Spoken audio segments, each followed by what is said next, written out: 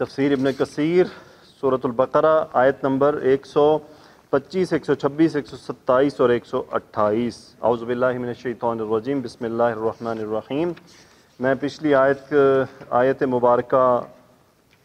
کو پڑھوں گا اور اس کا جو حصہ رہ گیا تھا اس کو شروع کرتے ہیں۔ وَإِذْ جَعَلْنَا الْبَيْتَ مَثَابَةً لِلنَّاسِ وَأَمْنًا وَاتَّخِذُوا مِن مَّقَامِ إِبْرَاهِيمَ مُصَلًّى وَعَهِدْنَا إِلَىٰ إِبْرَاهِيمَ وَإِسْمَاعِيلَ أَن طَهِّرَ بَيْتِيَ لِلطَّائِفِينَ وَالْعَاكِفِينَ وَالرُّكَّعِ السُّجُودِ۔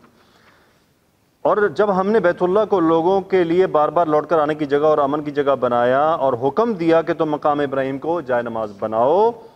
وَعَهِدْنَا، اچھا عہدنا کا ہم نے ترجمہ کیا تھا وعدہ لینا، معاہدہ کرنا، ٹھیک ہے، لیکن اس کے ترجمے ڈیفرنٹ کیے گئے ہیں۔ اس کا ترجمہ کہیں پہ حکم دیا گیا، کہیں پہ ان کو ذمہ داری دی گئی، اس طرح کے ترجمے آپ کو ملیں گے، ٹھیک ہے جی۔ تو یہاں پہ ترجمہ ہے اور ہم نے حکم دیا ابراہیم اور اسماعیل علیہ السلام کو کہ تم دونوں میرا گھر پاک کرو طواف کرنے والوں، اعتکاف کرنے والوں، رکوع و سجود کرنے والوں کے لیے۔ اب اس کی آگئی تفسیر، تطہیر بیت اللہ کا حکم۔ حسن بصری ارشاد فرماتے ہیں وَعِدْنَا إِلَىٰ إِبْرَاهِيمَ وَإِسْمَاعِيلَ، اور ہم نے حکم دیا ابراہیم اسماعیل علیہ السلام کے بارے میں فرماتے ہیں کہ اللہ تعالیٰ نے حضرت ابراہیم علیہ السلام اور اسماعیل علیہ السلام کو حکم دیا کہ وہ بیت اللہ کو گندگی اور نجاست سے پاک رکھیں اور اس طرح کی کوئی چیز اسے نہ لگنے دیں، ٹھیک ہے جی۔ ان طہر بیتی للطائفین والعاکفین، کہ تم دونوں میرا گھر پاک کرو طواف کرنے والوں کے لیے، اعتکاف کرنے والوں کے بارے میں روایت ہے کہ میرے گھر کو بتوں سے پاک رکھو۔ دوسرے بزرگ فرماتے ہیں اسے بتوں، لغو کاموں، جھوٹی باتوں اور نجاستوں سے پاک رکھو۔ فرمان الہی للطائفین، بیت اللہ کا طواف کرنا مشہور و معروف چیز ہے۔ سعید بن جبیر بیان فرماتے ہیں کہ طائفین سے مراد باہر سے آنے والے ہیں اور عاکفین سے مراد کون ہے؟ وہیں کے رہنے والے مقیم لوگ ہیں۔ طائفین کا جو لفظ استعمال ہوا ہے وہ باہر سے آنے والوں کے لیے، اور عاکفین کون ہیں؟ جو وہاں کے مقیم ہیں، ان کے لیے یہ استعمال ہوا ہے۔ اور ربیع بن انس فرماتے ہیں کہ عاکفین کی تفسیر میں یہی مروی ہے کہ اس سے مراد یہاں کے باشندے مقیم لوگ ہیں، جیسا کہ دوسرے بزرگوں کا بھی یہی قول ہے۔ والرکع السجود، اور رکوع و سجود کرنے والوں کے لیے۔ اب دیکھیں ڈاکٹر صاحب، والرکع السجود، والرکع السجود، اس میں اب انہوں نے ترجمے میں رکوع و سجود لکھا ہوا ہے کہ اب ہم مجبور ہیں اس میں واو ایڈ کرنے پر، کہ رکع السجود میں واو نہیں ہے نا، لیکن ترجمے میں آپ کو واو ملے گی کیونکہ اس کے بغیر ہم اسے بول نہیں سکتے، ٹھیک ہے جی۔ رکوع و سجود کرنے والوں کے لیے۔ ابن عباس فرماتے ہیں کہ نماز پڑھنے والا، یہ جب رکوع و سجود آتا ہے تو پھر یہ نماز پڑھنے والوں کے لیے بات کی گئی ہے۔ آگے جی تطہیر مساجد کا حکم بھی اسی آیت کریمہ سے ماخوذ ہے، یعنی عام مساجد کو بھی جو پاک کرنے کا حکم ہے وہ اسی آیت کے انڈر ہے، اس کے لیے کوئی الگ آیت نہیں۔ یہی آیت بیت اللہ کے ساتھ ساتھ تمام مساجد کے لیے ہے۔ یقین کریں پاکستان میں جائیں، میں جب جاتا ہوں میں دیکھتا ہوں جس مسجد میں نماز پڑھتے ہیں جالے لگے ہوتے ہیں، مٹی پڑی ہوتی ہے، الماریوں پہ مٹی پڑی ہوئی ہے، کوئی خیال نہیں، کسی کو کوئی احساس نہیں کہ نماز لوگ پڑھنے آتے ہیں، کسی کی نظر نہیں پڑتی ہے۔ یقین کریں جالوں سے چھتیں بھری ہوتی ہیں، تو کیسے ہمارے عبادتوں میں نور۔ آپ دیکھیں یہاں کتنا ماحول کا فرق دیکھ لیں آپ، یہاں مسجد میں داخل ہوتے ہیں ایسے ہی ہے، اور ہم پاکستان میں مسجد میں داخل ہوتے ہیں، آپ کو انوائرمنٹ کا فرق پتہ چل جائے گا۔ دیکھیں صفائی، یہ یعنی قالین نہ بھی بچھاؤ، قالین نہ بھی بچھاؤ، اس طرح کی لش پش نہ بھی ہو، صاف ستھری ہو، فرشتوں کا انوائرمنٹ اپنے آپ جنریٹ ہو جاتا ہے، لیکن صفائی کا خیال نہیں رکھا جاتا۔ اللہ تعالیٰ ہدایت عطا فرمائے۔ آگے فرما رہے ہیں جی فی بیوت اذن اللہ ان ترفع ویذکر فیہا اسمہ یسبح لہ فیہا بالغدو والآصال، سورہ نور۔ وہ قندیل ان گھروں میں ہے جن کے بارے میں اللہ تعالیٰ نے ارشاد فرمایا بلند کیے جائیں اور وہاں اللہ کے نام کا ذکر کیا جائے اور ان میں صبح و شام اس کی تسبیح کرتے رہیں۔ اس طرح کی بہت سی احادیث میں بھی یہ حکم ہے کہ مسجدوں کو پاک رکھا جائے، معطر کیا جائے اور انہیں گندگی اور نجاست وغیرہ سے محفوظ رکھا جائے۔ رسول اللہ صلی اللہ علیہ وسلم نے فرمایا مسجدیں اسی کام کے لیے ہیں جن کے لیے انہیں بنایا جاتا ہے۔ اور وہ فرما رہے ہیں ابن کثیر رحمۃ اللہ علیہ کہ میں نے اس موضوع پر ایک مستقل رسالہ بھی لکھا ہے۔ حرمت مکۃ المکرمہ، ارشاد باری تعالیٰ وَإِذْ قَالَ إِبْرَاهِيمُ رَبِّ اجْعَلْ هَٰذَا بَلَدًا آمِنًا وَارْزُقْ أَهْلَهُ مِنَ الثَّمَرَاتِ مَنْ آمَنَ مِنْهُمْ بِاللَّهِ وَالْيَوْمِ الْآخِرِ،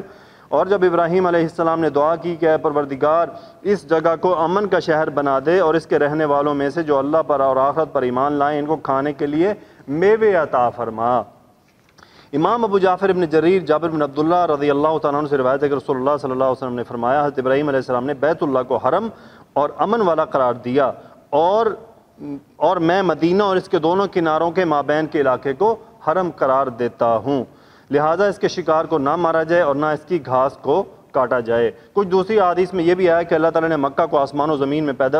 پیدا فرمانے سے بھی پہلے حرم قرار دے دیا تھا، جیسا کہ صحیحین میں عبداللہ بن عباس رضی اللہ تعالیٰ عنہ سے روایت ہے۔ فتح مکہ کے دن رسول اللہ صلی اللہ علیہ وسلم نے ارشاد فرمایا، اس شہر کو اللہ تعالیٰ نے اسی دن حرمت والا قرار دے دیا تھا جس دن اس نے آسمان اور زمین کو پیدا فرمایا، لہٰذا اللہ تعالیٰ کے حرام کر دینے کی وجہ سے قیامت کے دن تک یہ شہر حرمت والا ہے۔ مجھ سے پہلے کسی کے لیے اس شہر میں جنگ و قتال حلال نہ تھا، اور میرے لیے بھی ایک دن کے کچھ حصے میں اسے حلال قرار دیا گیا، اور اب اللہ تعالیٰ کے حرام کر دینے کے وجہ سے یہ روز قیامت تک حرمت والا ہے، لہٰذا اس کے کانٹے کو نہ کاٹا جائے، اس کے شکار کو نہ بھگایا جائے، اس کے لقطہ یعنی گری پڑی چیز کو صرف وہی شخص اٹھائے جو لقطہ کو روشناس کروائے، اسی طرح اس کا گھاس کو بھی نہ کاٹا جائے۔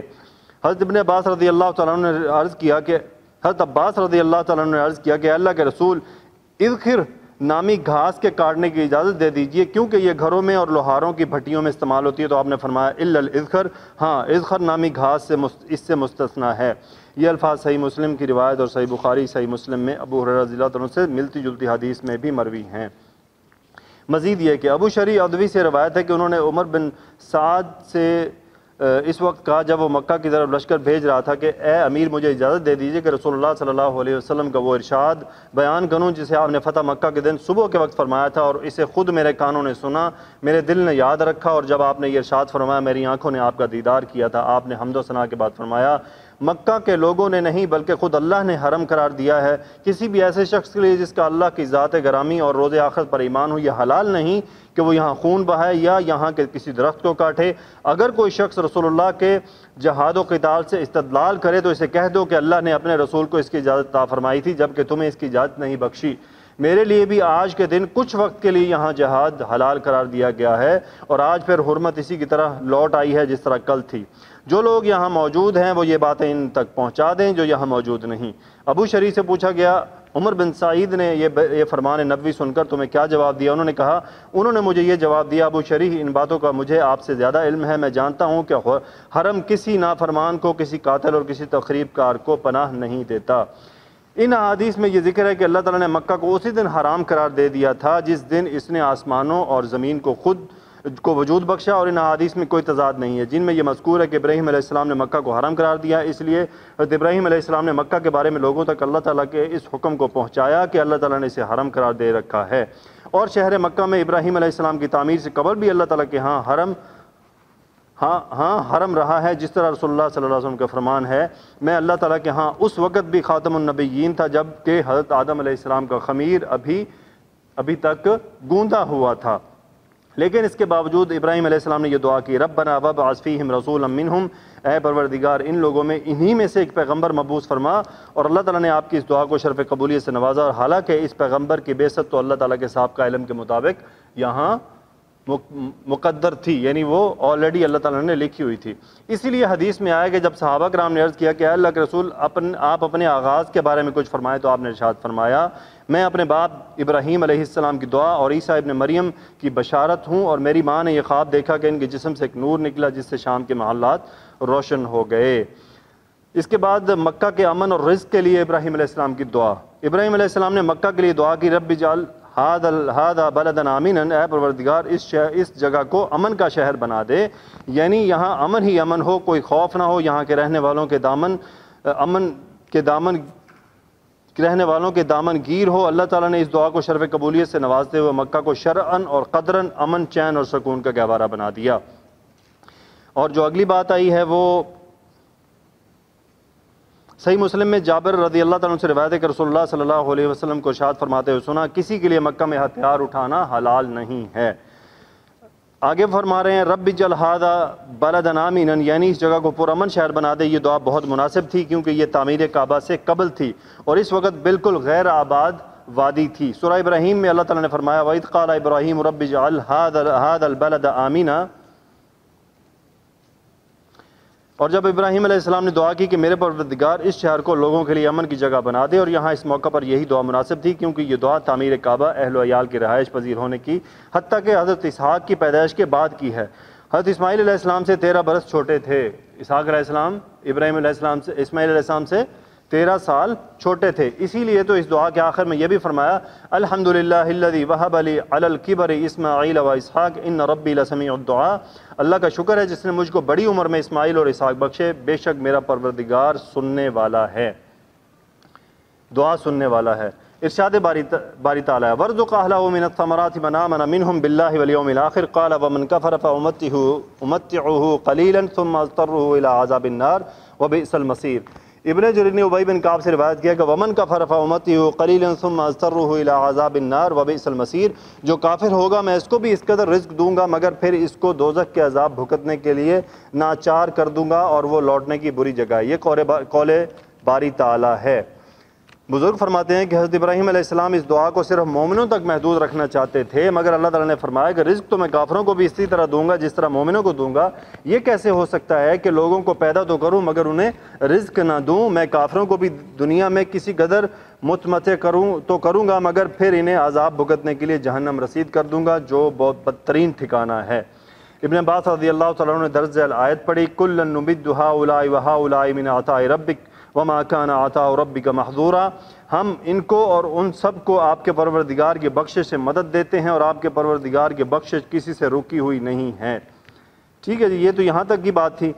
آگے ہم چلتے ہیں ارشاد باری تعالیٰ ثم اضطرُّهُ إِلَىٰ عَذَابِ النَّارِ وَبِئْسَ الْمَصِيرُ کا کیا مطلب ہے کہ معنی یہ ہے کہ دنیا میں انسان کو تھوڑی سی مدت کا فائدہ پہنچانے کے بعد بالآخر اسے جہنم رسید کروں گا جو بدترین ٹھکانہ ہے، یعنی اللہ تعالیٰ نے تھوڑی مدت تک دنیا میں مہلت دینے کے بعد پھر اپنی سخت گرفت میں لے لیتا ہے، جیسا کہ ارشاد باری تعالیٰ وَكَأَيٍّ مِّن قَرْيَةٍ أَمْلَيْتُ لَهَا وَهِيَ ظَالِمَةٌ ثُمَّ أَخَذْتُهَا وَإِلَيَّ الْمَصِيرُ، سورہ حج۔ اور بہت سی بستیاں ہیں میں ان کو مہلت دیتا رہا اور وہ نافرمان تھی، پھر میں نے ان کو پکڑ لیا اور میری ہی طرف لوٹ کر آنا ہے۔ صحیح حدیث میں ہے تکلیف دہ بات کو سن کر اللہ سے بڑھ کر صبر کرنے والا کوئی نہیں ہے کہ لوگ اللہ کا شریک ٹھہراتے ہیں، اس کا بیٹا بناتے ہیں، لیکن اس کے باوجود وہ انہیں رزق عطا کرتا ہے اور عافیت نوازتا ہے۔ صحیح بخاری کی ایک اور حدیث میں ہے اللہ تعالیٰ ظالم کو مہلت دیے رکھتا ہے حتیٰ کہ جب اسے پکڑ لیتا ہے تو پھر اسے نہیں چھوڑتا۔ پھر آپ صلی اللہ علیہ وسلم نے اس آیت کی تلاوت فرمائی اور آپ کا پروردگار جب نافرمان بستیوں کو پکڑتا ہے تو اس کی پکڑ اس طرح ہوتی ہے بے شک اس کی پکڑ بڑی دکھ دینے والی ہے۔ تعمیر کعبہ اور اس کی قبولیت، جب یہ ہم آیت پڑھ چکے ہیں وَإِذْ يَرْفَعُ إِبْرَاهِيمُ الْقَوَاعِدَ مِنَ الْبَيْتِ وَإِسْمَاعِيلُ، اور جب ابراہیم اور اسماعیل بیت اللہ کی بنیادیں اونچی کر رہے تھے تو دعا کیے جاتے تھے اے ہمارے پروردگار ہم سے یہ خدمت قبول فرما لے، بے شک تو ہی خوب سننے والا خوب جاننے والا ہے۔ اے پروردگار ہم کو اپنا فرمانبردار بنائے رکھنا اور ہماری اولاد میں سے بھی ایک گروہ کو اپنا مطیع بناتے رہنا، اور پروردگار ہمیں ہمارے عبادت کے طریقے بتا، ہمارے حال پر رحم کے ساتھ توجہ فرما، بے شک تو ہی بہت توبہ قبول فرمانے والا بڑا مہربان ہے۔ یہ ڈاکٹر صاحب کی بات آ گئی کہ انہوں نے واو کے بغیر ترجمے کیے ہیں۔ ٹھیک ہے ڈاکٹر صاحب، ڈاکٹر صاحب سے یہ بات سیکھ لی ہم نے۔ ٹھیک ہے جی، ہم کوشش کریں گے کہ آئندہ اس طرح کے جو ترجمے ہوں اس میں ہم واو کے بغیر جو ہم سے صحیح بن سکے اسی طرح کریں۔ جزاک اللہ خیر۔ جی ڈاکٹر صاحب آپ نے ہم سے شیئر کیا ڈاکٹر شاہ صاحب کی بات۔ اس آیت میں القواعدہ کا لفظ قاعدۃ کی جمع ہے جس کے معنی ستون بنیادیں ہیں۔ اللہ تعالیٰ ارشاد فرماتا ہے کہ اے محمد صلی اللہ علیہ وسلم اپنی قوم کے سامنے اس واقعے کو بیان کیجئے جب ابراہیم اور اسماعیل علیہ السلام تعمیر کعبہ کے وقت اس کی بنیادوں کو استوار کر رہے تھے تو ساتھ ساتھ دعا فرما رہے تھے ربنا تقبل منا انک انت السمیع العلیم۔ قرطبی وغیرہ نے ابی اور ابن مسعود رضی اللہ تعالیٰ عنہ سے روایت کیا ہے کہ آیت کریمہ کی اس طرح قرات کیا کرتے تھے وَإِذْ يَرْفَعُ إِبْرَاهِيمُ الْقَوَاعِدَ مِنَ الْبَيْتِ وَإِسْمَاعِيلُ وَيَقُولَانِ رَبَّنَا تَقَبَّلْ مِنَّا إِنَّكَ أَنْتَ السَّمِيعُ الْعَلِيمُ۔ یہ فرق ہے قرات کا۔ اس کی تائید اس سے بھی ہوتی ہے کہ اس کے بعد کے الفاظ ربنا وجعلنا مسلمین لک ومن ذریتنا امۃ مسلمۃ لک، اے پروردگار ہم دونوں کو اپنا فرمانبردار بنائے رکھنا اور ہماری اولاد میں سے بھی ایک گروہ کو اپنا مطیع بنائے رکھنا۔ دیکھیں امۃ مسلمۃ نکرہ آ رہا ہے نا، تو ایک گروہ کو فرمانبردار بنائے رکھنا، وہ دونوں یہ عمل صالح سر انجام دے رہے تھے مگر ساتھ ساتھ اللہ تعالیٰ سے یہ دعا بھی کر رہے تھے کہ اے اللہ اسے شرف قبولی سے نواز دے۔ وَإِذْ يَرْفَعُ إِبْرَاهِيمُ الْقَوَاعِدَ مِنَ الْبَيْتِ وَإِسْمَاعِيلُ رَبَّنَا تَقَبَّلْ مِنَّا کے بارے میں ایک بزرگ فرماتے ہیں کہ اے ہمارے رب تو یہ ہم سے قبول فرما لے، اور رو پڑے اور کہنے لگے اے خلیل الرحمن آپ تو بیت الرحمن کی بنیادیں استوار فرما رہے ہیں پھر بھی ڈر رہے ہیں کہ اللہ تعالیٰ آپ کے عمل کو قبول فرما لے۔ تو یعنی یہ وہ جو بزرگ ہیں ان کے بارے میں لکھا ہے کہ وہ یہ آیت پڑھتے اور ساتھ ابراہیم علیہ السلام کے بارے میں فرما رہے ہیں کہ اے خلیل الرحمن، آپ تو بیت الرحمن کی بنیادیں استوار کر رہے ہیں اور اس کے بعد بھی ڈرتے ہوئے اللہ تعالیٰ سے دعا کر رہے ہیں کہ اس عمل کو قبول فرما لے۔ یعنی کتنا بڑا کام تھا، لیکن اس کے باوجود بھی ان کا خوف کس قدر تھا کہ وہ اس کی قبولیت کی دعا کر رہے ہیں۔ آگے فرماتے ہیں کہ یہ ایسے ہی ہے جیسے اللہ تعالیٰ نے خالص مومنوں کو حال کو بیان فرمایا، والذین یؤتون ما آتوا، اور جو لوگ اللہ کی راہ میں دیتے ہیں جو کچھ بھی دیتے ہیں، یعنی مومن جو بھی صدقات، خیرات، قربانیاں کرتے ہیں، اس کے باوجود وقلوبہم وجلۃ، ان کے دل ڈرتے رہتے ہیں کہ کہیں ایسا نہ ہو کہ یہ قبول نہ ہو۔ حضرت عائشہ رضی اللہ تعالیٰ عنہ سے مروی حدیث میں ہے رسول اللہ صلی اللہ علیہ وسلم کو فرمان جو انشاءاللہ آگے اپنی جگہ پر آئے گا۔ آگے جو پورا قصہ ہے وہ ہے تعمیر بیت اللہ، اس کی تعمیر، اس کی بنیادیں، اس کی لمبائی، چوڑائی، اس میں بعد میں آنے والی تبدیلیاں۔ انشاءاللہ اس کو ہم پھر اسی دن دیکھیں گے،